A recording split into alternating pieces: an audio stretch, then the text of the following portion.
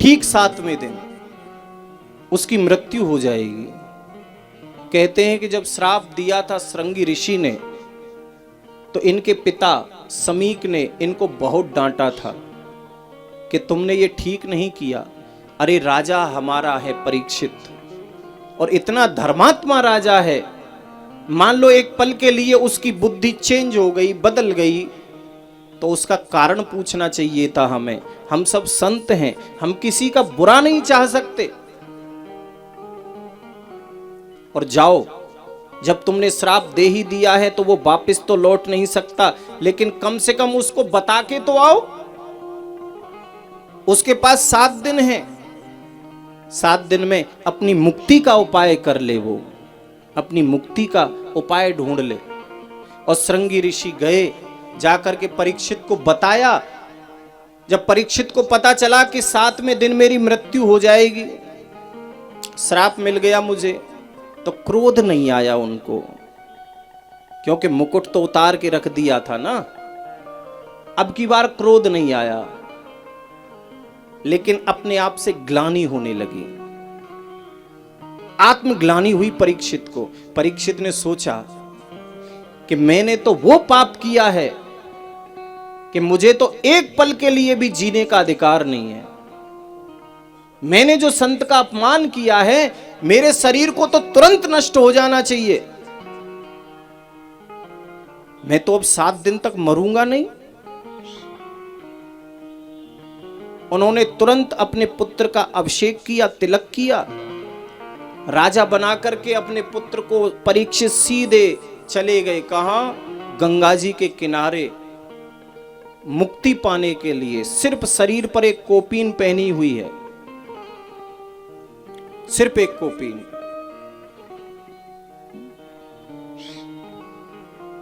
सबको पता चला, जितने भी संत ऋषि हैं, कि हमारे राजा परीक्षित को श्राप लग गया है। सब पहुंचे। परीक्षित ने सबसे एक ही प्रश्न किया कि जिसकी मृत्यु निश्चित हो चुकी है और निकट है, उसको क्या करना चाहिए अपनी मुक्ति के लिए? क्या उपाय करना चाहिए अपनी मुक्ति के लिए? किसी ने कहा यज्ञ करो, किसी ने कहा तपस्या करो, किसी ने कहा दान करो, किसी ने कहा व्रत करो, किसी ने कहा अनुष्ठान करो। लेकिन राजा परीक्षित बड़े ज्ञानी महात्मा स्वरूप हैं, ज्ञानी हैं बहुत, और वो जानते हैं कि इन सब चीजों से मुक्ति नहीं मिलती। न दानम, न तपः, न शौचम, न नेज्या, न व्रतानि च।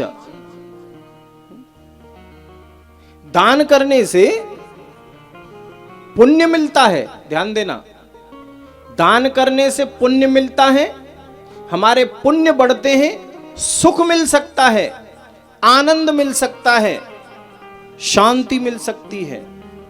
लेकिन दान करने से किसी को मुक्ति मिले, इसकी कोई गारंटी नहीं है। तप करने से हमें उसका कुछ फल प्राप्त हो सकता है, जिस कामना से हमने तपस्या की है, लेकिन मुक्ति मिले इसकी कोई गारंटी नहीं। न दानम, न तपः, न शौचम। यज्ञ करने से आज तक किसी को मुक्ति तो नहीं मिली। न व्रतानि च, व्रत कर लो खूब, है? 1 महीने में 30 दिन होते हैं। कितने होते हैं? बोलो, जोर से बोलो। 30। तुम 1 महीने में 30 नहीं, 35 व्रत करो, एक दिन में 2 व्रत करो। लेकिन क्या व्रत करने से आज तक किसी को मुक्ति मिली? इतिहास उठाकर देख लो, किसी को नहीं मिली। व्रत करने से हमारा शरीर अच्छा हो सकता है, हमारी मशीनरी जो अंदर फिट है वो अच्छी हो सकती है, क्लीन हो सकता है। लेकिन मुक्ति का विषय अलग है, दूसरा है। न व्रतानि च। तो फिर मुक्ति कैसे मिले?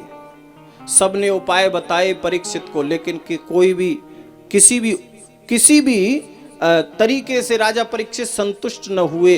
अंत में भगवान सुखदेव को आना पड़ा। भगवान सुखदेव आए। सुखदेव कौन है? शुक कहते हैं तोते को। शुक माने तोता। ये पहले तोते के रूप में थे गोलोक धाम में। गोलोक धाम में जो राधा रानी का धाम है, जो भगवान कृष्ण का धाम है, ये तोते के रूप में थे। लेकिन अभी ये तोते के रूप में नहीं है। इस लोक में आए तो ये मनुष्य के रूप में आए। जब राधा रानी ने धक्का दिया इनको गोलोक धाम से, जाओ मृत्यु लोक में जाओ, मृत्यु लोक में जाओ, तो सुखदेव ने कहा कि नहीं माता, मैं मृत्यु लोक में नहीं जाऊंगा। क्यों नहीं जाओगे? बोले अगर मैं मृत्यु लोक में चला गया तो ये भगवान की जो माया है ना, ये मुझे भी और लोगों की तरह पकड़ के रखेगी, पकड़ लेगी ये मुझे। मैं आपका भजन कैसे करूंगा?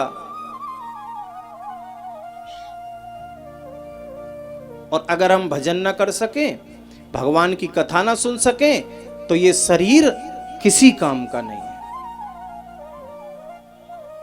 मना कर दिया, मैं नहीं जाना। लेकिन राधा रानी ने इनको आज्ञा दी कि तुमको जाना पड़ेगा।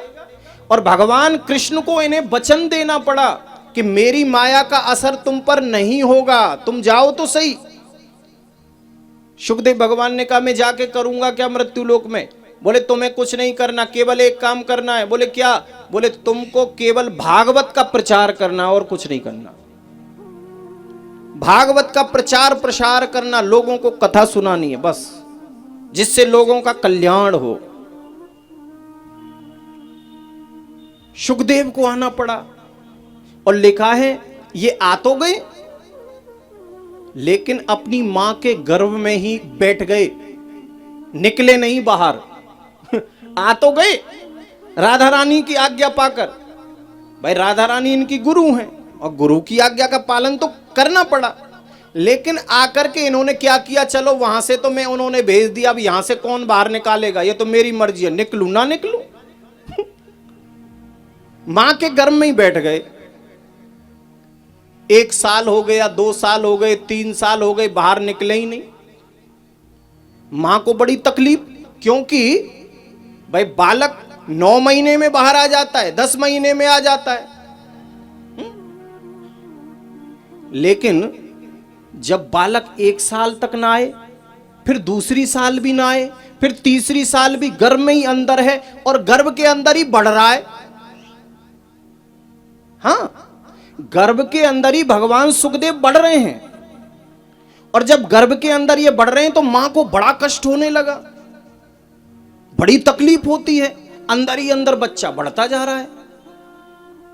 जब बहुत कष्ट होता तो मां रोने लगती और अपने पुत्र से मन ही मन कहती, बेटा अब तो बाहर निकलो, तुम्हारी मां को बड़ी तकलीफ होती है, तुम जरा मुझ पे दया करो, तुम बाहर निकलो। तो सुखदेव अंदर ही अंदर कहते हैं, मां मैं बाहर नहीं आऊंगा, क्योंकि अगर मैं बाहर आ गया, इस लोक में मृत्यु लोक में बाहर आया, तो भगवान की माया मुझे पकड़ लेगी। मैं सब लोगों की तरह माया में लिप्त हो जाऊंगा। मां का कहना नहीं माना। तो 3 साल हुए, 4 बरस बीत गए, 5 बरस बीत गए, पूरे 12 वर्ष हो गए। 12 वर्ष मां के गर्भ से बाहर निकले नहीं है। 12 वर्ष बीत गए। अब 12 वर्ष, अब पिताजी भी हाथ जोड़ रहे हैं, माताजी तो परेशान है ही। पिताजी भी, महर्षि वेदव्यास जो भगवान के अवतार हैं, वेदव्यास भगवान, वो हाथ जोड़ते हैं, बेटा शुक बाहर आओ, बेटा शुक बाहर आओ, आपकी माता को बड़ा कष्ट हो रहा है, तुम बाहर निकलो। लेकिन पिता की भी बात नहीं मानी, नहीं आता बाहर। तो फिर महर्षि वेदव्यास जी ने भगवान कृष्ण को कहा कि प्रभु अब आपका ही कहना मान सकता है, हमारा कहना नहीं मानता। तो भगवान को आना पड़ा और भगवान कृष्ण ने आकर के सुखदेव से कहा कि मैं तुम्हें वचन देता हूं कि मेरी माया का असर तुम पर कभी नहीं होगा, मैं तुम्हें वचन देता हूं। तब भगवान सुखदेव मां के गर्भ से बाहर निकले। कितने वर्षों के बाद? 12 वर्षों के बाद। और देखो इतने बड़े हो गए ये, अंदर ही अंदर मां के गर्भ में कि जन्म लेते ही सुखदेव ने मां के गर्भ से जैसे ही बाहर निकले तो दौड़ लगाई सीधी है? कोई बच्चा जन्म लेने के बाद दौड़ सकता है? नहीं दौड़ सकता। लेकिन ये दौड़े, भागवत में लिखा है, दौड़ लगाई और ऐसी दौड़ लगाई कि पिताजी आवाज लगाते पीछे पीछे भाग रहे हैं, बेटा रुको, बेटा रुको, बेटा रुको। इन्होंने पिताजी की तरफ एक बार भी देखा नहीं, ऐसे ही हाथ हिला दिया, नहीं रुकने वाला। मां पुकारती है, नहीं रुके। और मालूम है आपको, पिताजी का भी चेहरा नहीं देखा सुखदेव ने, अपने पिता का, और अपनी मां का भी चेहरा नहीं देखा। क्यों? क्यों नहीं देखा? इसलिए नहीं देखा, ऐसा कहते हैं कि चेहरे को देख करके प्रेम हो जाता है। चेहरे को देख के प्रेम हो जाता है। सुखदेव भगवान ने सोचा कि अगर मैंने मां का चेहरा देखा, अपने पिता का चेहरा देखा, और मुझे अगर इनसे प्रेम हो गया तो फिर तो मैं माया में बंधी जाऊंगा ना। भाई समाज के लिए, एक गृहस्थ जीवन में मां पिता की सेवा करना सबसे बड़ा धर्म बताया है। हम गृहस्थियों के जीवन में, इस समाज में रहने के लिए, ये जो समाज के बंधन है, माँ बाप की सेवा श्रेष्ठ बताई है। लेकिन सन्यासी के लिए तो माँ बाप खत्म। सन्यास दीक्षा होती है, एक सन्यासी की दीक्षा होती है, जो वैराग्य ले लिया जिसने, जो सन्यास धर्म में है, उनके लिए तो सारे रिश्ते खत्म करे जाते। पहले मां मर गई, पिता मर गया, भाई मर गया, बहन मर गई, सब मर गए तुम्हारे लिए। उनके लिए ना मां है, ना पिता है, ना भाई है, ना बहन है, ना दुनिया का कोई रिश्ता है, यहां तक कि मित्रता भी नहीं है।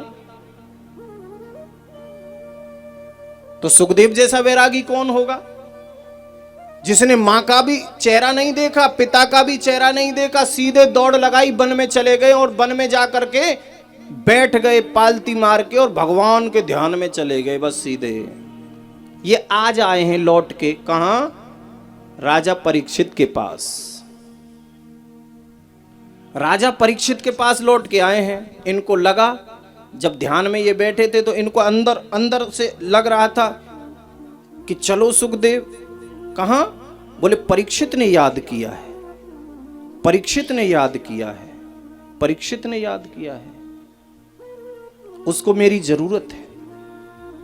संसार का कोई भी संत इस प्रश्न का जवाब ना दे सका राजा परीक्षित को कि जिसकी मृत्यु निश्चित हो चुकी है और बहुत नजदीक है, उसको मुक्ति के लिए क्या करना होगा। जब कोई संसार का सन्यासी संत जवाब न दे सका तो भगवान को स्वयं आना पड़ा सुखदेव को। और आकर के जब ये आए तो राजा परीक्षित ने इनका खूब स्वागत किया। सब संत खड़े हो गए सुखदेव को देखकर।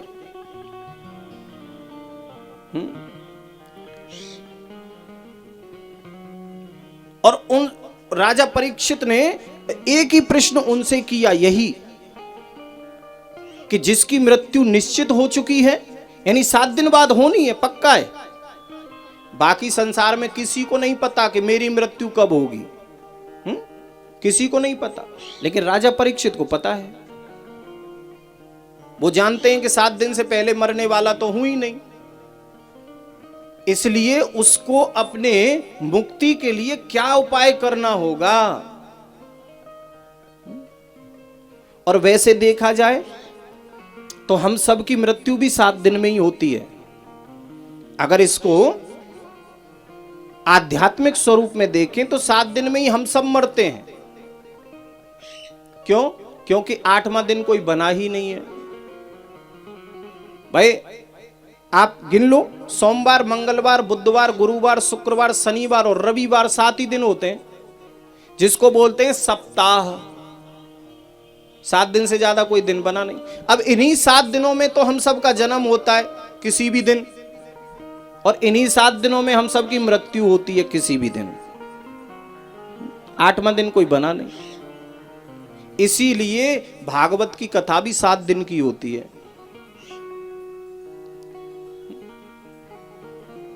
सात ही दिन की कथा होती है।